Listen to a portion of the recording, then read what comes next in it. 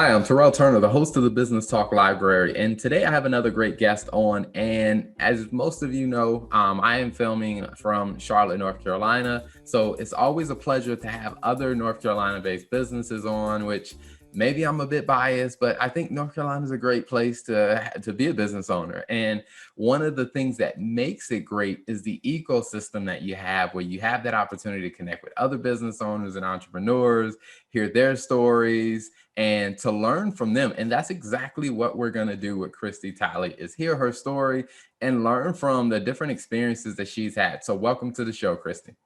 Thank you. And I appreciate the opportunity to be a part of these wonderful conversations that you've been compiling. Absolutely, absolutely. Now, before we jump into the details of your business, can you tell us a little bit about your background before you started your business? Absolutely. Again, I'm Kristi Tally, and I lead with who I am.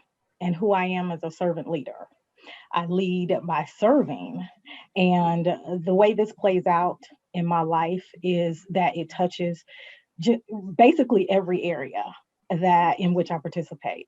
So I lead by serving in my professional experiences. I lead by serving in my education, and I have sought education that focuses on truth and service.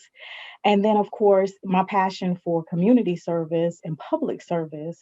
I have an intentional focus on leading by serving. Um, Educationally, I matriculated through North Carolina Central University. Very outstanding HBCU here in Durham, North Carolina. And again, that guiding mission was all about seeking truth and speaking truth and serving.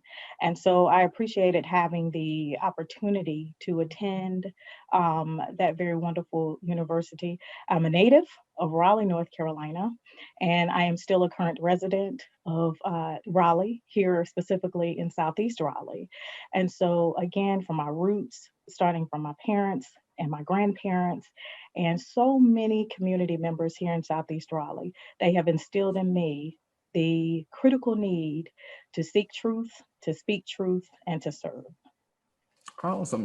One of the things I think is interesting is, it's not an opportunity that I had, or I guess you say, it's not my story of being able to be born and raised in a place. I moved a ton. So one of the Mhm. things I always find interesting is people who've had that fortunate experience to be able to do that is just, the amount of changes that you've seen over the years. Mhm. When you think about, your earlier memories of Raleigh, I mean, Mhm. have there been some significant things that have stood out to you that have changed over the years? I'm glad you asked that question because I find myself as a Raleigh native and current resident in this very uh, specific group now. That where we used to be in maybe the majority in terms of being natives, we are now not necessarily that. And so, what we get to bring to the table as Raleigh natives is the great wisdom that we've been able to capture over the years, as you're mentioning, in witnessing and observing the very deep changes in that have occurred in Raleigh. One of them being just driving around Raleigh from one end to the next, starting from my area of Southeast Raleigh. There is just an immense amount of economic development going on. On the one hand, that is a note or an identity of positive change, here in our area. And then on the other hand, it really spurs a very passionate policy conversation and social conversation around how this economic development is affecting communities, particularly communities of color. And oftentimes that plays itself out in gentrifying communities, which I believe that's where Raleigh really has a lot of its work to do. But I'm proud of this city, and I get the opportunity to serve on a board, actually in its leadership, a part of its leadership called the Raleigh Hall of Fame. And the purpose of that board service is to identify those persons with Raleigh roots or actually here in Raleigh who have made significant impact, positive impact on making Raleigh what it is today. And Raleigh has been able to assume itself on many of these number one lists for business ownership, for housing, for other areas because of its people, because of the people who have contributed their time, their resources, and their energy to make Raleigh a better place to live. So Awesome. I'm proud to be a native. And I always find it very interesting. I mean, when you start looking at, a lot of businesses that, longevity is something that becomes rarer. I mean, because I Mhm, think people get very excited about, new and change. But when mhm, I talk with business owners about, like if you're building a business that you want to have lasting staying power, some of it mhm, is being prepared to navigate, the just natural changes that are going to mhm, come.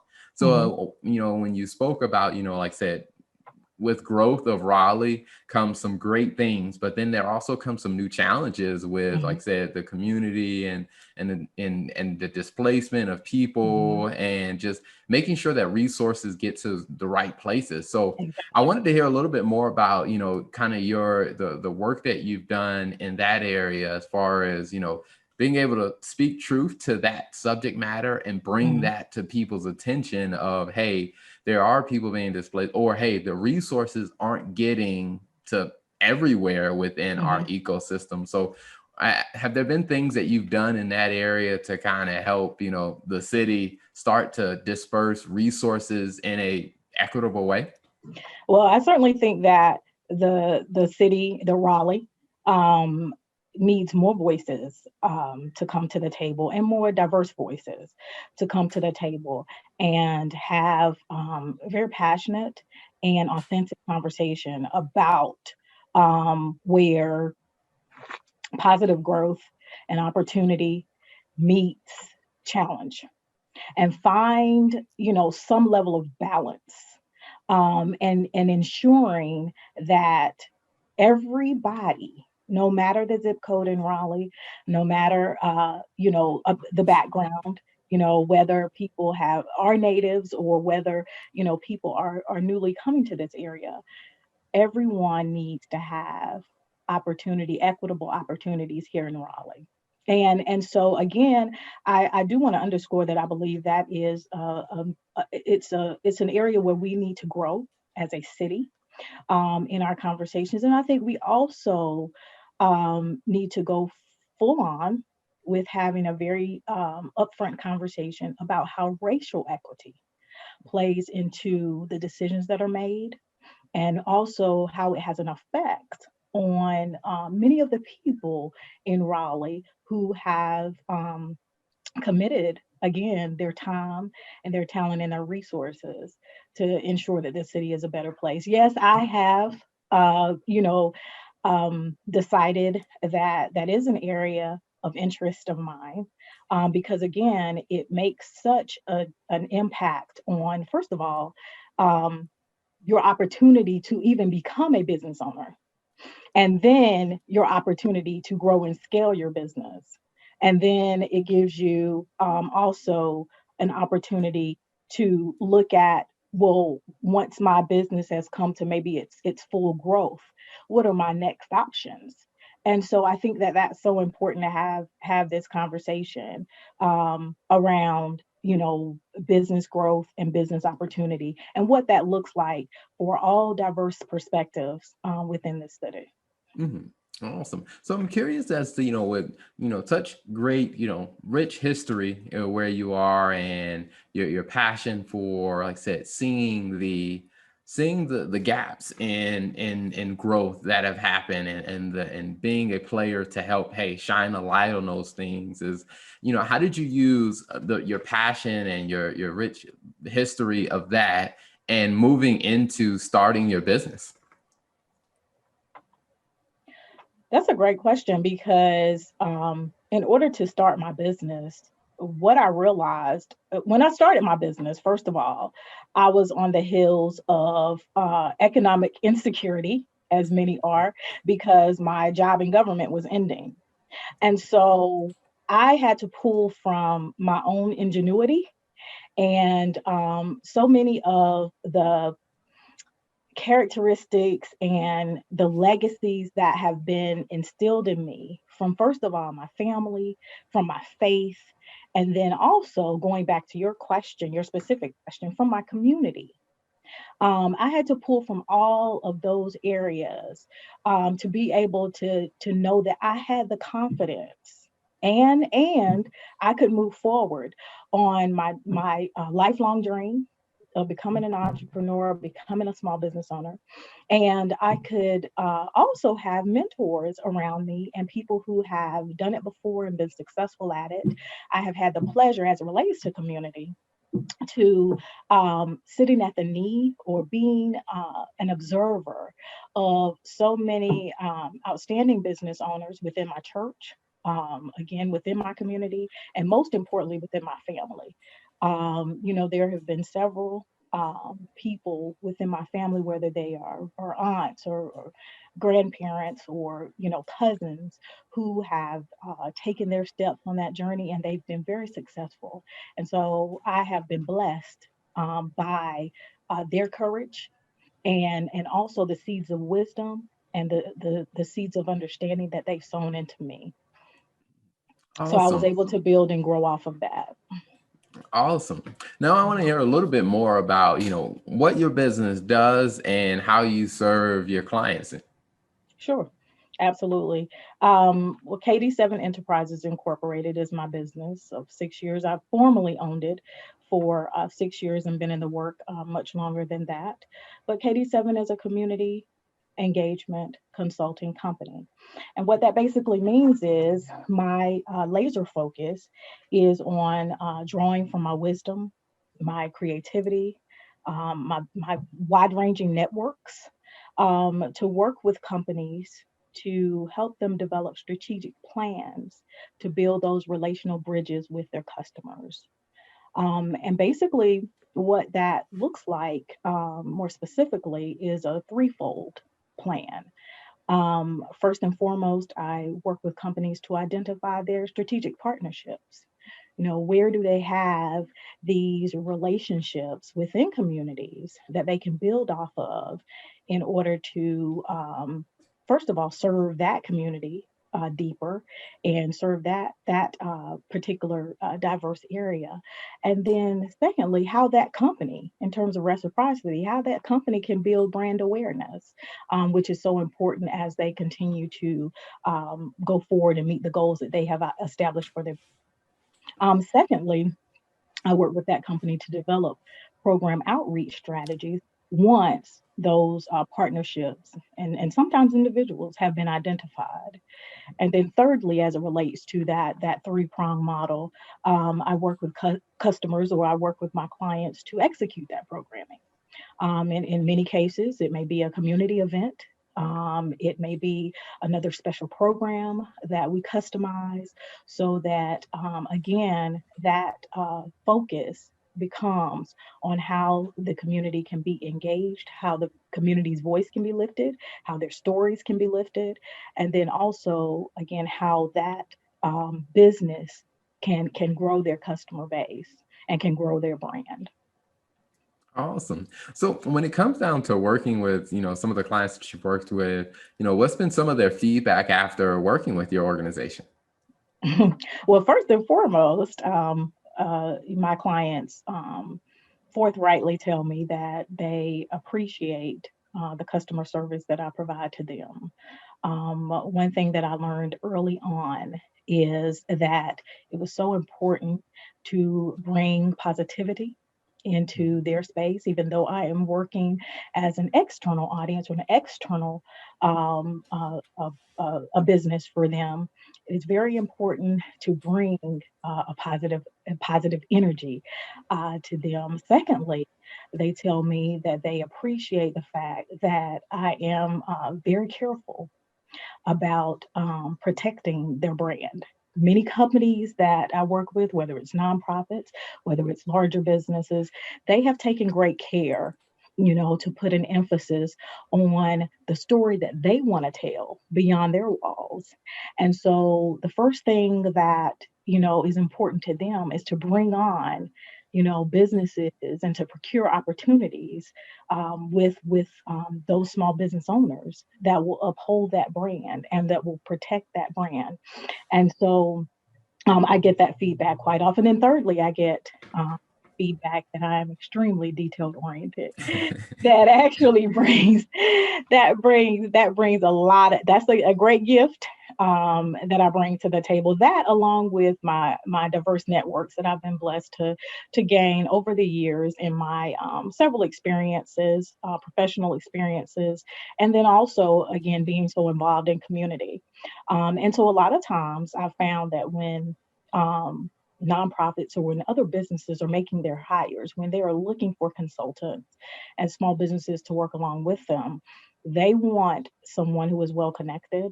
And then they want, someone who can certainly over deliver under budget. Awesome, awesome. So if someone is interested in, seeing what your organization has going on or working with your organization, how can they find you online or on social media? Great question because I want them to do that. So first and foremost, KD7 Enterprises is featured on its own website, and I can be found or my business can be located at kd7inc.com. That's kd7inc.com. And then also I can be located on LinkedIn at Kristi Tally, where I take great pride, and I also take time to share other information that I receive, about businesses and about business growth and about business opportunity. And then also it is a platform for me to continue to grow as a business myself. And then thirdly, they can reach me on Twitter at K Dawn 7, and that's KDAWN 7 at K Dawn 7 on Twitter. Awesome, awesome. Well, before we wrap up, one question I always like to ask every guest is when you think about, your history of where you've been and you think about, where you are now, what's two pieces of advice that you would share with other business owners? Sure. Well, based on my experiences over the many years, I take that question about the two pieces of advice from a social aspect.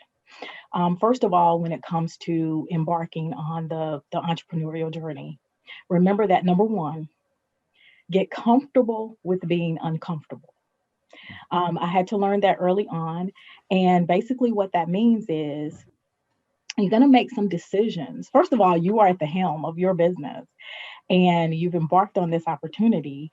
And now it's time for you to be the key decision maker. Well, you're going to make some decisions that sometimes, you're going to wonder about, well, gosh, did I do the right thing? Or, how's this going to play out? And so, really, you have to have that courage and confidence in yourself to be, okay with the results and to understand that sometimes it will be spot on in terms of your decision making, and then sometimes you fail forward, meaning that you will have to maybe make another decision, or maybe you will have to do some cleanup as it relates to that particular decision that you made.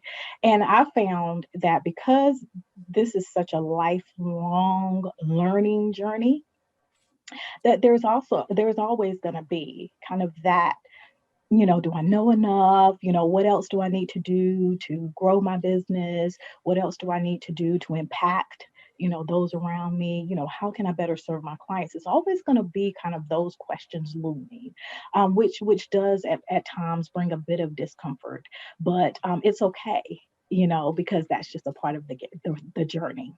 And it's a part of creating an even greater business owner when you are okay and comfortable with being uncomfortable.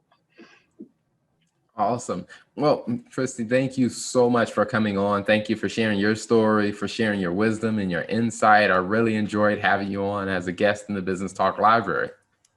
Likewise, and I want to thank you again for the opportunity to be a part of your show and thank you for all that you're doing for small business owners. Thank you for tuning in to the Business Talk Library. If you like our content, be sure to follow us on social media. And if you want to see more of our exclusive content, you can subscribe and become a member on patreon.com/Business Talk Library. Hey, the Business Talk Library is the place where business makes sense.